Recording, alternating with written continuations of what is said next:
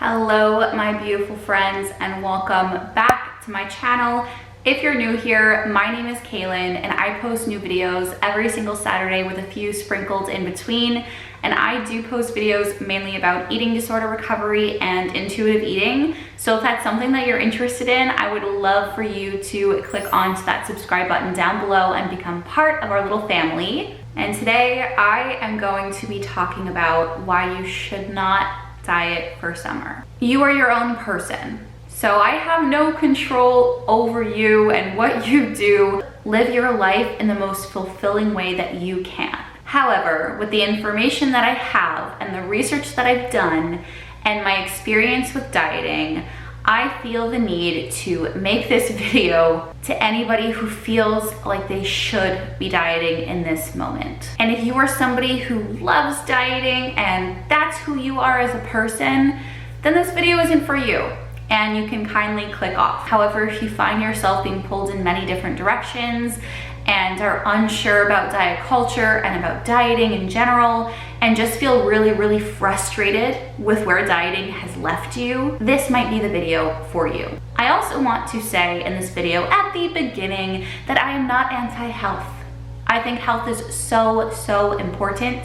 However, dieting and health do not go hand in hand, and I do not want them to be conflated in this video. So, why we should not diet for summer. Dieting is actually scientifically shown to not be inherently healthy. And a lot of long-term studies actually show that dieting doesn't work. A lot of people in the world that we live in are chronic dieters, and they hop on one diet and lose some weight, and then they plateau, and then they sort of relapse and gain weight back, and then they try a new diet, and it goes back and forth. And I personally know people like this who have been flip-flopping between diets for over 20 years. 20 years of their life. And 97% of people, if not more, it would not surprise me if it was 99% of people, gain the weight back that they've lost through dieting, which is the opposite of what people are typically trying to accomplish when they start a diet in the first place. And again, this is not to be conflated with health changes that you make in your life. I am talking specifically about dieting, specifically about restriction. Keep that in mind, please. On my channel, I am always going to encourage people to add things into their life. So for example, if you are in a right place mentally up here, then of course I would recommend to add in some joyful movement, to do things that you love and that makes your body feel really good. I also think that it's awesome to add fruits and vegetables or new recipes or new cuisines to our diet. I think that's great. And when I use the word diet in that sentence, I mean the food that we consume. Spending more time outside. These are all things that are so wonderful and also really important for health and overall mental health as well. However, restricting yourself or removing certain macronutrients from your diet is never going to work in the long run. Let's examine restriction in literally any other category of our lives, right? If I tell you you can only watch one show for the rest of your life, or if you can only date one specific kind of person, we're obviously going to want to rebel against that. Human beings do not like to be told what to do. So for example, if you put a child in a room with a bunch of toys, thousands and thousands of toys, and you tell them that they can play with whatever toy they want in this room, except this one toy that's in the corner that's been put on a pedestal. They can play with whatever toy they want except that one. The desire to play with that toy is going to be increasingly high. So when we restrict certain food, or when we restrict certain food groups, our focus on that food elevates. And it makes sense because that's what happens in any other situation when human beings restrict. It is more desirable than ever. Human beings love things that are forbidden. And your body, that beautiful body of yours, is going to fight this deprivation. So if your body feels like its survival is being threatened in any kind of situation, it is going to do everything in its power to make sure that you are okay, because your body wants to protect you. And as mammals, we have a biological desire to seek out food. So if you deprive yourself, your brain is literally going to alter itself and alter the way you think, and they are going to fight to make you desire food more than anything else in the world. Because you need food in order to survive, and when you deprive yourself or undereat, it believes that you are in danger. There are alarm bells sounding inside of you. So we have something inside of ourselves called neuropeptides, which for the video, so I don't have to keep cutting myself off every 2 seconds for mispronouncing it, I'm just gonna call NYPs. I'm going to try to explain this in the most watered down way that I can, because I personally struggle with understanding hormones sometimes, so I am going to try my best to explain it to you. So an NYP is a neurotransmitter that is produced by our brain. And so when we restrict ourselves, our NYP activity increases, and typically your body is going to begin to crave carbohydrates because that is the main source of energy for our bodies. So when you restrict yourselves, that neurotransmitter that we just spoke about, that NYP, is going to make carbohydrates seem so desirable for you, and you're gonna just feel a desire unlike any other because it's trying to protect you. And the longer you deprive yourself, the more likely a binge will happen when you eat the foods that you've been restricting. So for example, if you are restricting carbs, the next time carbs are presented to you, you are most likely going to overindulge past the point of fullness. You might even feel sick, and you won't really understand, and you're gonna blame the food. You're gonna think, oh, this is why I can't have pizza, this is why I can't have these foods, because I can't control myself around them. But that's not the case. It's not a lack of willpower. In fact, this has nothing to do with willpower at all. This has to do with survival. This is your body's response to deprivation. Bear with me, we're almost done talking about the hormones that go through our body, but they are really important for understanding the science behind dieting and restriction and weight loss. As you lose body fat, your body is going to produce less leptin. And leptin, if you didn't know, it controls our satiety. And because we are producing less leptin, we are going to be producing more ghrelin. I don't know if that's how you pronounce it, but that's how I've been saying it in my head while I've been doing the research. So if we have less leptin and more ghrelin, this is going to cause you to be hungrier and hungrier the more weight you lose. So how can you possibly fight against this? This is what your body is asking of you. It's asking to be fed and to have more food. I just want you to listen to this next sentence very closely. You will fail any diet that is rooted in restriction. It is not a long-term fix. And something else I highly want to emphasize is that I'm not blaming anybody for falling into dieting or for thinking that it's the right thing to do. I did that for 10 years, honey. Trust me when I tell you I participated in every diet under the sun. I caused myself so much bodily harm. And the goal for this video and the goal for my channel is to make sure that people don't make the same mistakes that I did. And of course, not everybody who diets ends up with an eating disorder, but I know very few people who diet and have a good relationship with their self-image, their self-confidence, and their self-acceptance. My disorder almost led me to death. I almost died because of my relationship with food and with my body. And also because I participated so heavily in dieting. So that is the reason that I speak out about these topics. It's not to target anybody who diets, it's not to shame you, but it's for you to realize that there is another side to life. A life where you don't have to be overly critical of your body all the time, where you don't have to be overly critical about the food that you eat because your body naturally balances yourself out. Some days I have pizza and not a vegetables in sight. And the next day I'm having smoothies and salads and legumes and grains and delicious food. Neither of those options are bad, but you can't eliminate either one. So that's just to say that if we look at how our body functions and the hormones that it produces and the neurotransmitters and how our body communicates with our brain, it's pretty clear that restricting ourselves and dieting, it won't work in the long run. And if you need to make changes in your life for health reasons, I think that that is so amazing, so good, but do it safely. Understand that weight and health are two completely different things. Also remember that addition is a lot more powerful than subtraction. And also ask yourself, is this something that you can do for the rest of your life?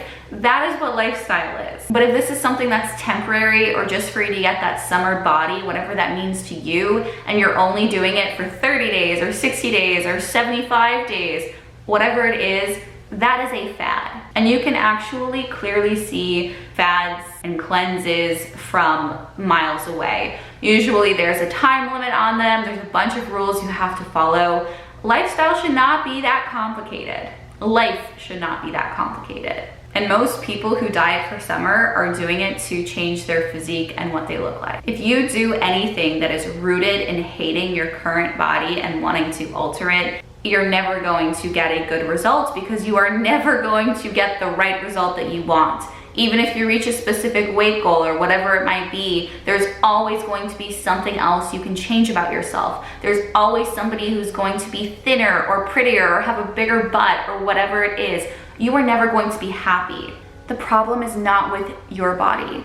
The problem is with how you view bodies and how you place value onto them. Ask yourself, what do you value?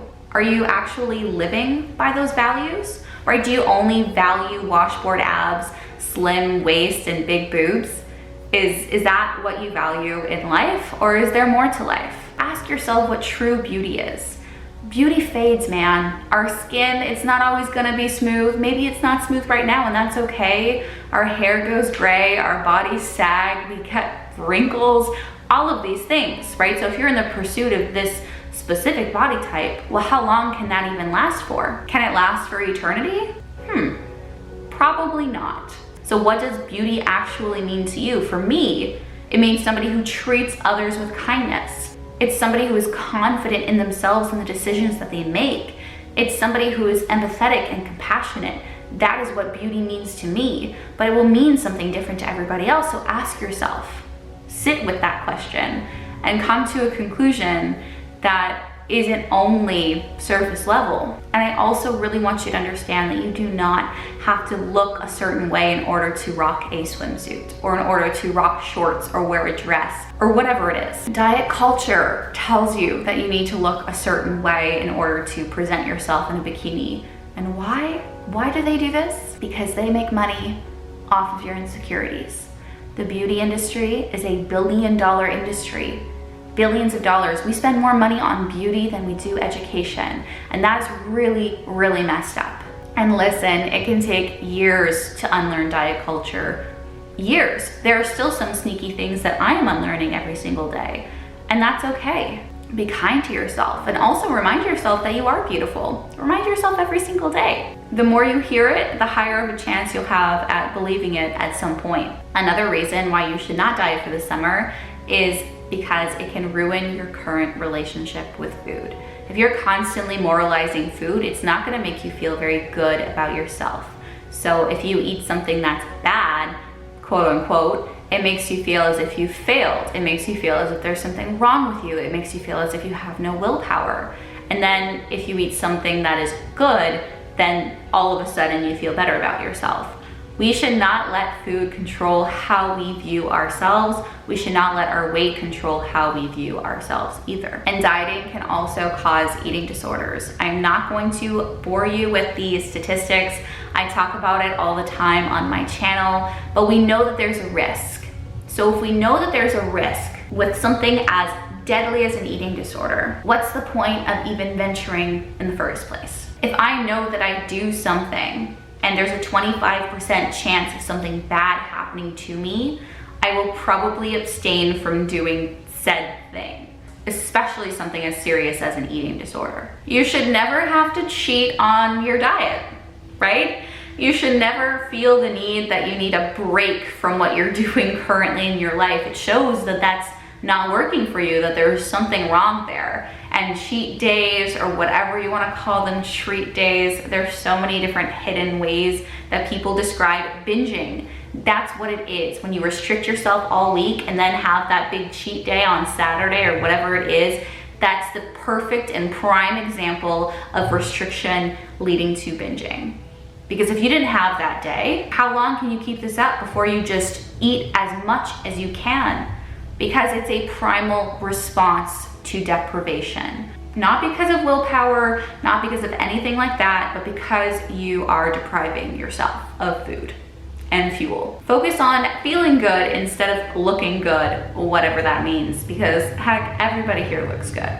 Every single person. And also look at the root of why you even want to diet in the first place. Is it because you want to change your body? If that's why you want to hop onto this diet because you want to change your body, that's not a good enough reason. And I say that because of what I said earlier on in this video. If you are doing this out of self-hatred or out of distaste for the current body that you live in, you're never going to be happy, because there are a lot bigger issues going up in here than anything on the outside. There is nothing wrong with the body that you currently occupy. And instead of making dieting goals or weight loss goals or anything for the summer, make other kinds of goals. For me, I want to be out in nature. I want to share more of my life with you. I want to go to fun barbecues and go swimming and go to the lake and maybe even go hiking. Those are the kinds of goals that you should make, not wanting to fit into a certain pair of jeans. Your body is an instrument, not an ornament. Your body knows what to do with food. You just aren't trusting it. Let go of these unrealistic beauty standards that you have set up for yourself. You will never be enough to fit into them. This is your one body, and of course, we have to take care of them. But taking care of our body and dieting does not go hand in hand.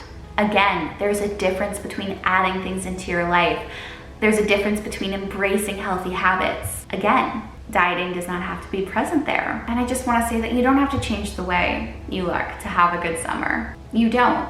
Do more of what makes you happy. And happiness does not have a weight requirement. Cellulite and stretch marks and skin discoloration and scars, these are all normal and nothing to be ashamed of. Don't let social media trick you. Social media literally tricks everybody into thinking that there's something the matter with them because they don't look like these beautiful curated photos. And lately on social media, I have been seeing so much restriction. And it breaks my heart because it reminds me of who I was when I was 8 years old and dieting for the first time. I was lost, and I was actually looking up to people who didn't even exist. I was just looking at the person that they put forth on social media. You deserve to live a fulfilling life that isn't full of restriction. And if anybody comments about your body, just know that it says so much more about them. People who do that are just insecure about themselves. No happy person, no healthy person is going to be tearing down another individual. It's never going to happen. I also mentioned that in my comparison video, but it will not happen. You have to practice self-acceptance and compassion and be confident in who you are. You're incredible. Change your perspective and everything else will fall into place. And I can understand how hard that can be, especially if this is something that you've just done for your entire life. So be patient with yourself. It's not going to happen overnight, but constantly remind yourself that you do deserve happiness, that you do deserve love, and that you deserve it right now in this moment. Not after you lose 10 pounds, not after you hit a certain weight, nothing like that. You deserve everything in this moment right now, presently. You're hot shit. Tell yourself that. And yeah, that's basically everything that I wanted to get off my chest for this video. I love you, and I hope that you got something from this video and understand a little bit more clearly why dieting is just not the answer, and it should definitely not be included in a conversation when we are talking about health. But I think that that is everything for me today. If you do have any other kind comments, make sure to leave them down below, or if you have any questions, feel free to send me a message over on Instagram. But I hope you enjoyed today's video, and make sure to do something kind for yourself today. I hope to see you in my next video. Bye guys.